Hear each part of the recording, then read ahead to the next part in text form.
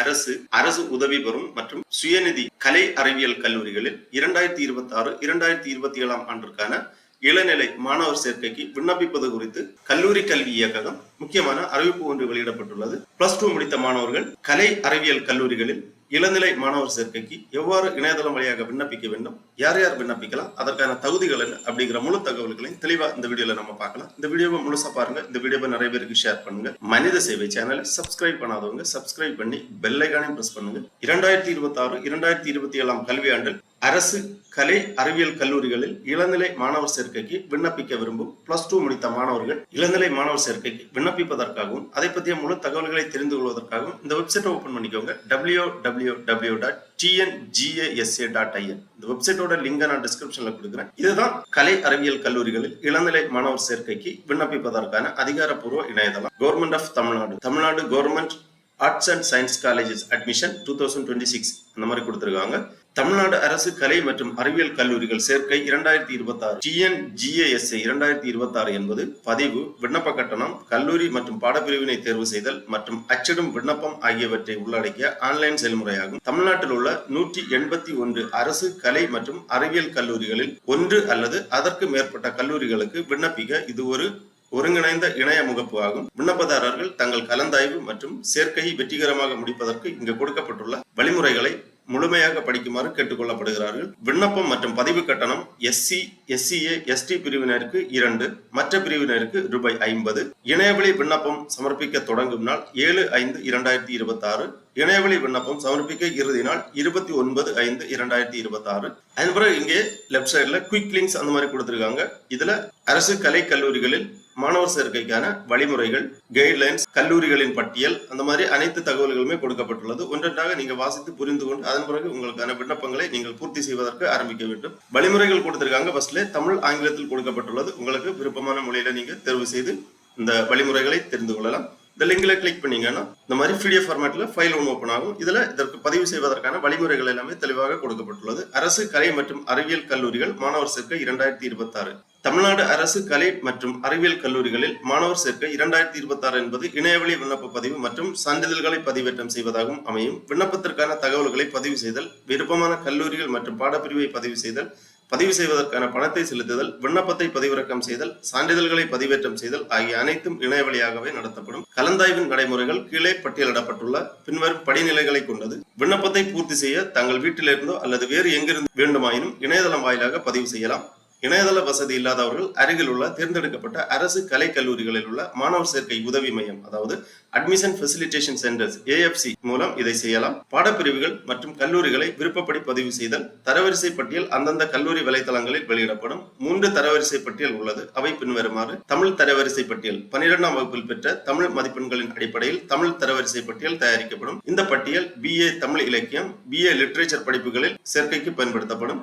ஆங்கில தரவரிசை பட்டியல் 12ஆம் வகுப்பில் ஆங்கிலத்தில் பெற்ற மதிப்பெண்களின் அடிப்படையில் ஆங்கில தரவரிசை பட்டியல் தயாரிக்கப்படும். இந்த பட்டியல் BA ஆங்கில இலக்கிய படிப்புகளுக்கு சேர்க்கைக்கு பயன்படுத்தப்படும். பொது தரவரிசை பட்டியல் மீதமுள்ள 4 பாடங்களின் அடிப்படையில் 400 மதிப்பெண்களில் இது தயாரிக்கப்படும். இது மற்ற அனைத்து BA, BSc, BCom, BBA, BCA, BSW படிப்புகளில் சேர்க்கைக்கு பயன்படுத்தப்படும். விண்ணப்பதாரர்கள் தங்கள் பதிவு செய்த பாடங்களின் விருப்ப வரிசையின் அடிப்படையில் தரவரிசைக்கு ஏற்றவாறு ஒதுக்கீடு ஆணை அந்தந்த கல்லூரிகள் வழங்கும். விண்ணப்பதாரர்கள் தங்களுக்கு வழங்கப்பட்ட ஒதுக்கீடு ஆணையின் அடிப்படையில் அந்தந்த கல்லூரிகளுக்கு சென்று சேர்க்கை உறுதி செய்தல் வேண்டும். அடுத்ததாக பதிவு செய்வதற்கான வழிமுறைகள் எல்லாமே கொடுக்கப்பட்டுள்ளது. எல்லாமே தெளிவா வாசித்து புரிந்து கொண்டு அதன் பிறகு உங்களுக்கான விண்ணப்பத்தை நீங்கள் பூர்த்தி செய்வதற்காக ஆரம்பிக்க வேண்டும். அடுத்ததாக விதிமுறைகள் ஆங்கிலத்தில் கொடுக்கப்பட்டுள்ளது. அடுத்ததாக TNGASA கையேடு கொடுத்திருக்காங்க. TNGASA 2026 அட்மிஷனுக்கான புக்லெட் கொடுக்கப்பட்டுள்ளது. இதுல நீங்க கிளிக் பண்ணி இந்த மாதிரி PDF ஃபார்மேட்ல ஃபைல் ஒன்று ஓபன் ஆகும். இந்த ஃபைல் 242 பக்கங்களை கொண்டது. இந்த மாணவர் சேர்க்கை குறித்த அனைத்து தகவல்களும் இந்த ப்ராஸ்பெக்டஸ்ல, அதாவது இந்த புக்லெட்ல கொடுத்திருப்பாங்க. தெளிவா ரீட் பண்ணிக்கோங்க.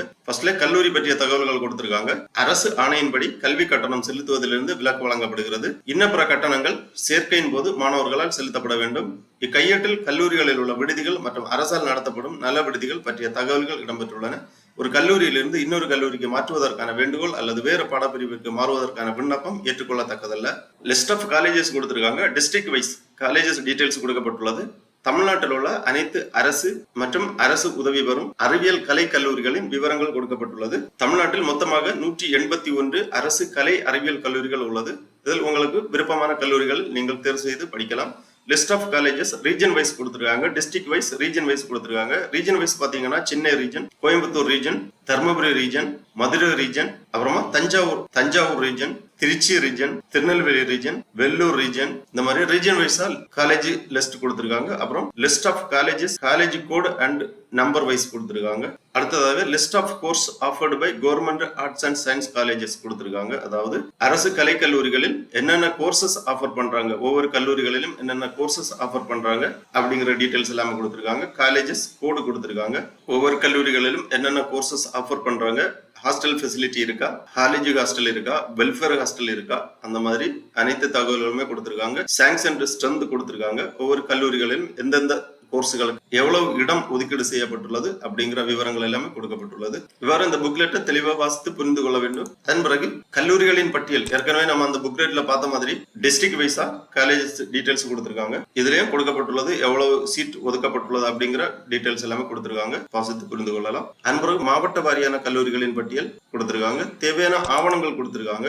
தமிழ்நாடு அரசு கலை மற்றும் அறிவியல் கல்லூரிகள் மாணவர் சேர்க்கை 2026க்கு தேவையான ஆவணங்கள், விண்ணப்பம் பதிவு செய்யும் முன்னர் தேவையான ஆவணங்களை தயாராக வைத்துக் கொள்ள வேண்டும். Name of the candidate, email ID, mobile number, community அல்லது காஸ்ட் டீடைல்ஸ், ஸ்பெஷல் ரிசர்வேஷன் தேவைப்பட்டால் அதற்கான சான்றிதழ், அதாவது முன்னாள் ராணுவ வீரர், மகன், மகள், மாற்றுத்திறனாளிகள், விளையாட்டு வீரர்கள், தேசிய மாணவர் படை, முதல் பட்டதாரி சான்றிதழ், மாணவர் அந்தமான் மற்றும் நிக்கோபார் தீவை சேர்ந்த தமிழராக இருந்தால் அதற்கான சான்றிதழ், அப்புறமா அரசு பள்ளியில் படித்த மாணவர்களுக்கு உறுதி சான்றிதழ், பதிவு கட்டணம் இணையதளம் மூலமாக செலுத்துவதற்கான விவரம், கடன் அட்டை அல்லது பற்று அட்டை, இணையவழி கட்டணம் செலுத்துவதற்கான விவரங்கள், வரைவு காசோலை, எமிக்ஸ் number, Aadhaar number, parental annual income certificate number, school details, 6ஆம் வகுப்பு முதல் 12ஆம் வகுப்பு வரை படித்த பள்ளிகளின் தகவல்கள், 10ஆம் வகுப்பு மற்றும் 12ஆம் வகுப்பு மதிப்பெண் சான்றிதழ், கல்வி உதவித்தொகை தேவைப்பட்டால் அதற்கான சான்றிதழ், post matric ஸ்காலர்ஷிப்புக்காக SC, SCA, ST உயர்கல்வி தொகை பெறுவதற்கான சான்றிதழ், விண்ணப்பம் பதிவு செய்ய தரவுத்தாளை பயன்படுத்தும், அந்த மாதிரி கொடுத்திருக்காங்க. இந்த மாதிரி ஆவணங்கள் எல்லாம் தேவை. அதன் கல்லூரி சேர்க்கை உதவி மையங்கள் கொடுக்கப்பட்டுள்ளது. அட்மிஷன் ஃபெசிலிட்டேஷன் சென்டர்ஸ், தமிழ்நாட்டில் எந்தெந்த மாவட்டங்களில் எந்தெந்த இடங்களில் இந்த அட்மிஷன் ஃபெசிலிட்டேஷன் சென்டர்ஸ் இருக்குங்கிறத கொடுத்திருக்காங்க. நேரடியாக இணையதளம் வழியாக விண்ணப்பிக்க இயலாதவர்கள் நேரடியாக இந்த ஏஎஃப்சி அட்மிஷன் ஃபெசிலிட்டேஷன் சென்டர்களுக்கு நேரடியாக சென்று உங்களுக்கான விண்ணப்பங்களை நீங்கள் சமர்ப்பிக்கலாம், பூர்த்தி செய்யலாம். அதற்காக இந்த டீடைல்ஸை தெரிஞ்சுக்கோங்க. எந்தெந்த மாவட்டங்களில் எந்தெந்த இடங்களில் இந்த அட்மிஷன் ஃபெசிலிட்டேஷன் சென்டர்ஸ் இருக்குங்கிறத கொடுத்திருக்காங்க. மின்னஞ்சல் முகவரி, போன் நம்பர்ஸ் எல்லாமே கொடுக்கப்பட்டுள்ளது. வாசித்து புரிந்து கொள்ளுங்கள். அடுத்ததாக கல்லூரி பற்றிய தகவல்கள் கொடுக்கப்பட்டுள்ளது. இதுல நீங்க கிளிக் பண்ணி இந்த ஃபைலை தெரிஞ்சுக்கிடலாம். கல்லூரி பற்றிய விவரங்கள், இன்ஃபர்மேஷன் அபவுட் காலேஜஸ், ஒவ்வொரு கல்லூரிகளிலும் உள்ள admission percentage, NAAC grade, NIR rank, number of seat available for male student, number of seat available for female student, இந்த மாதிரி தகவல்கள் எல்லாமே கொடுக்கப்பட்டுள்ளது. அடுத்ததாக தரவுத்தாள் கொடுத்திருக்காங்க. விண்ணப்பதாரரின் தகவல்கள் அந்த மாதிரி கொடுத்திருக்காங்க. அப்புறமா பள்ளி மண்டல தகவல்கள் கொடுக்கப்பட்டுள்ளது.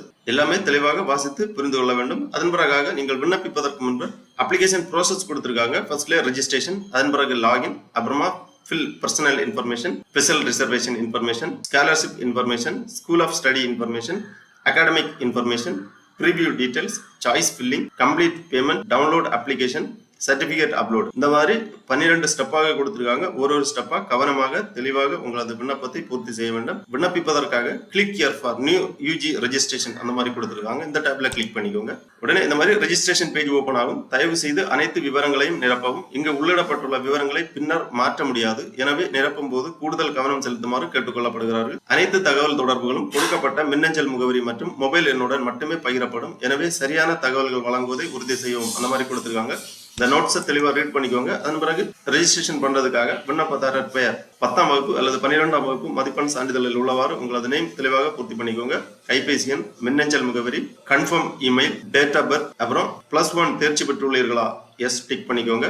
Qualifying examination CBSE, ICSE, others கொடுத்திருக்காங்க. டிஎன்ஹெச்எஸ்சி உங்களுக்கு தகுதியான குவாலிஃபையிங் எக்ஸாமினேஷனை செலக்ட் பண்ணிக்கோங்க. அப்புறமா பாஸ்வேர்டு, நீங்க லாகின் பண்றதுக்காக ஒரு பாஸ்வேர்டு, ஒரு அப்பர் கேஸ் லெட்டர், ஒரு லோவர் கேஸ் லெட்டர், ஒரு ஸ்பெஷல் கேரக்டர் வர மாதிரி ஒரு பாஸ்வேர்டை கிரியேட் பண்ணி இங்க என்டர் பண்ணிக்கோங்க. அந்த பாஸ்வேர்டை மறக்காம நோட் பண்ணி வச்சுக்கோங்க. லாகின் பண்றதுக்காக யூஸ் ஆகும். அப்புறமா அந்த பாஸ்வேர்டை ரீஎன்டர் பண்ணி கன்ஃபார்ம் பண்ணிக்கோங்க. அதன் பிறகு சேவ் பண்ணிக்கோங்க. உங்க ரெஜிஸ்ட்ரேஷன் கம்ப்ளீட் ஆகும். ரெஜிஸ்ட்ரேஷன் கம்ப்ளீட் ஆன பிறகு நீங்க லாகின் பண்ண வேண்டும். லாகின் பண்றதுக்காக உங்க இமெயில் அப்புறம் நீங்க கிரியேட் பண்ணிருக்கக்கூடிய பாஸ்வேர்டு இரண்டுமே என்டர் பண்ணி லாகின் பண்ணிக்கோங்க. லாகின் பண்ண உடனே இந்த மாதிரி உங்களுக்கு அப்ளிகேஷன் வரும். அப்ளிகேஷன் நம்பர் உங்களுக்கு ஜெனரேட் ஆயிருக்கும். அடுத்ததாக பர்சனல் இன்ஃபர்மேஷன் எல்லாமே பூர்த்தி செய்ய வேண்டும். பர்சனல் இன்ஃபர்மேஷன்ல விண்ணப்பதாரர் பெயர், father name, mother name, date of birth, gender, mother tongue, nationality, region, முழு முகவரி போன்ற விவரங்களை தெளிவாக பூர்த்தி செய்ய வேண்டும். அதன் பிறகு சேவ் அண்ட் கண்டினியூ பண்ணீங்கன்னா நெக்ஸ்ட் ஸ்டெப் ஓபன் ஆகும். நெக்ஸ்ட் ஸ்டெப்ல ஸ்பெஷல் ரிசர்வேஷனுக்காக, அதாவது சிறப்பு ஒதுக்கீட்டுக்காக விண்ணப்பிப்பவர்கள் அதற்கான தகவல்களை பூர்த்தி செய்ய வேண்டும். சிறந்த விளையாட்டு வீரரா எஸ்ஆர் நோ டிக் பண்ண வேண்டும். முன்னாள் படை வீரர்களின் மகன் மகளாக இருந்தால் அதற்கான ஸ்பெஷல் ரிசர்வேஷனுக்காக எஸ்ஆர் நோ டிக் பண்ணி எந்த ஸ்பெஷல் ரிசர்வேஷனுக்காக விண்ணப்பிக்கிறீர்களோ அதற்கான சான்றிதழ்கள் எல்லாமே பதிவேற்றம் செய்ய வேண்டும். அப்புறமா சேவ் அண்ட் கண்டினியூ பண்ணீங்கன்னா நெக்ஸ்ட் ஸ்டெப் ஓபன் ஆகும். அதுல ஸ்காலர்ஷிப் விவரங்களை நீங்கள் பூர்த்தி செய்யற மாதிரி இருக்கும். ஸ்காலர்ஷிப்புக்காக விண்ணப்பிக்கக்கூடியவர்கள் அதற்கான விவரங்களை எல்லாமே பூர்த்தி செய்ய வேண்டும். அப்புறமா சேவ் அண்ட் கண்டினியூ பண்ணீங்கன்னா நெக்ஸ்ட் ஸ்டெப்ல பயின்ற பள்ளி தகவல்கள், அதாவது 6ஆம் வகுப்பு முதல் 12ஆம் வகுப்பு வரை பயின்ற பள்ளியின் விவரங்கள் தெளிவாக பூர்த்தி செய்ய வேண்டும். Year of passing, state, district, block, name of the school போன்ற விவரங்களை தெளிவாக பூர்த்தி செய்து சேவ் அண்ட் கண்டினியூ பண்ணீங்கன்னா நெக்ஸ்ட் ஸ்டெப்ல அகாடமிக் தகவல்கள், கல்விசார் தகவல்கள் கேட்டிருப்பாங்க. Qualifying examination, HSC roll number, தேர்ச்சி பெற்ற ஆண்டு, பாடப்பிரிவு, பயிற்று மொழி, அதிகபட்ச மதிப்பெண்கள், பெற்ற மதிப்பெண்கள் போன்ற அனைத்து தகவல்களையுமே பூர்த்தி செய்ய வேண்டும். மார்க்ஸ் ஆப்டண்ட் HSC அகாடமிக் அந்த மாதிரி கேட்டிருக்காங்க. அதாவது பாடவாரியாக நீங்கள் பெற்ற மதிப்பெண்கள், நிரந்தர பதிவு எண், மாதம், ஆண்டு, பெற்ற மதிப்பெண் விவரங்களை தெளிவாக பூர்த்தி செய்து சேவ் அண்ட் கண்டினியூ பண்ணீங்கன்னா அடுத்த ஸ்டெப்ல சாய்ஸ் ஃபில்லிங் கேட்டிருப்பாங்க. உங்களுக்கு விருப்பமான கல்லூரி மற்றும் விருப்பமான பாடப்பிரிவுகளை நீங்கள் தேர்ந்தெடுக்க வேண்டும். District, course name, college name, college கோடு ஏற்கனவே நம்ம அந்த புக்லெட்ல பார்த்தோம். காலேஜ் கோடை நோட் பண்ணி வச்சுக்கோங்க. உங்களுக்கு விருப்பமான காலேஜை செலக்ட் பண்ணி கோடை நோட் பண்ணி வச்சு இங்க பூர்த்தி செய்யற மாதிரி இருக்கும். அப்புறமா கேட்டகரி எல்லாமே பூர்த்தி செய்து சேவ் அண்ட் கண்டினியூ பண்ணீங்கன்னா அடுத்த ஸ்டெப்ல உங்க விண்ணப்பத்தை ப்ரீவியூ பண்ணி இந்த மாதிரி உங்களுக்கான ஒரு அப்ளிகேஷன் ஜெனரேட் ஆகும். அந்த அப்ளிகேஷனை ப்ரீவியூ பண்ணி கண்டினியூ டு பே கொடுத்தீங்கன்னா உங்களுக்கான விண்ணப்ப கட்டணம் செலுத்துற மாதிரி இருக்கும். விண்ணப்ப கட்டணத்தை இணைய வழியாக செலுத்த வேண்டும். பதிவு கட்டணம் கிரெடிட் கார்டு, டெபிட் கார்டு அல்லது UPI பேமெண்ட் வழியாக உங்களுக்கான பதிவு கட்டணத்தை செலுத்த வேண்டும். SC ST மாணவர்களுக்கு ₹2 விண்ணப்ப கட்டணம், அதர் கேண்டிடேட் ₹50 விண்ணப்ப கட்டணம். விண்ணப்ப கட்டணத்தை செலுத்திய பிறகு சான்றிதழ் பதிவேற்றம் செய்ய வேண்டும். அதாவது தேவைக்கேற்ப தகுதியான சான்றிதழ்கள் அனைத்தையுமே ப்ரௌஸ் பண்ணி அப்லோட் பண்ணி பதிவேற்றம் செய்ய வேண்டும். அதன் பிறகு உங்களுக்கான விண்ணப்ப படிவத்தை நீங்கள் பதிவிறக்கம் செய்ய வேண்டும். இந்த மாதிரி ஒரு விண்ணப்ப படிவம் உங்களுக்கு ஜெனரேட் ஆகும். அந்த விண்ணப்ப படிவத்தை பதிவிறக்கம் பண்ணி நகல் எடுத்து வைத்துக் கொள்ள வேண்டும். ஃபியூச்சர் ரெஃபரன்ஸுக்காக தேவைப்படும். ஆகவே +2 தேர்ச்சி பெற்று அரசு கலை அறிவியல் கல்லூரிகளில் இளநிலை மாணவர் சேர்க்கைக்கு விண்ணப்பிக்க விருப்பம் தகுதியும் உள்ள மாணவர்கள் இவ்வாறு இணையதளம் வழியாக விண்ணப்பிக்குமாறு கேட்டுக்கொள்ளப்படுகிறார்கள். ஓகே நண்பர்களே, இந்த வீடியோ உங்களுக்கு உபயோகமா இருந்துச்சுன்னா லைக் பண்ணுங்க, ஷேர் பண்ணுங்க. மனித சேவை சேனலை சப்ஸ்கிரைப் பண்ணாதவங்க சப்ஸ்கிரைப் பண்ணி பெல் ஐகானை பிரஸ் பண்ணுங்க. அனைவருக்கும் நன்றி, வணக்கம்.